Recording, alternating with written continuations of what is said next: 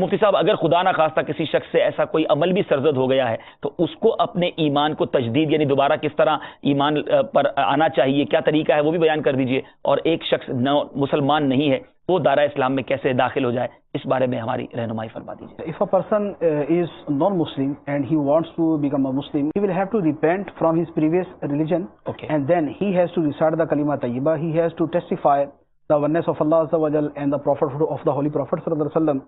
He should say ashhadu an la ilaha illallah wa ashhadu anna Muhammadan Rasulullah. I testify that there is no God but Allah, and I testify that Muhammad sallallahu alaihi wasallam is the prophet of Allah Azza wa Jal.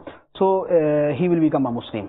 And that person who was Muslim and he said some words due to that he became a non-Muslim, so he should repent. He must repent from that particular saying. Okay.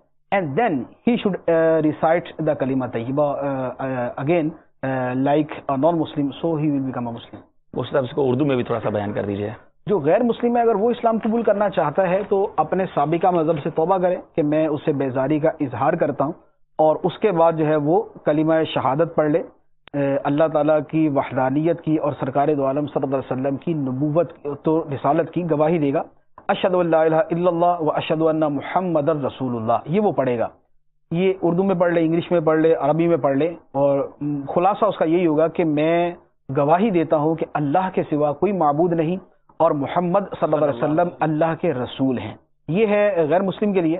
اور ایسا شخص کہ جو مسلمان تھا اور کلمہ کفر اس نے کہہ دیا یا کفریہ فعل کو اس نے کر لیا، تو سب سے پہلے تو وہ اس خاص اس جملے سے یا اس فعل سے توبہ کرے کہ میں نے وہ جو جملہ کہا تھا اس سے میں توبہ کرتا ہوں، یا میں نے فلاں جو کفریہ فعل کیا تھا میں اس سے توبہ کرتا ہوں، اور اس کے بعد وہ کلمہ شہادت پڑھ کر اسلام قبول کرے.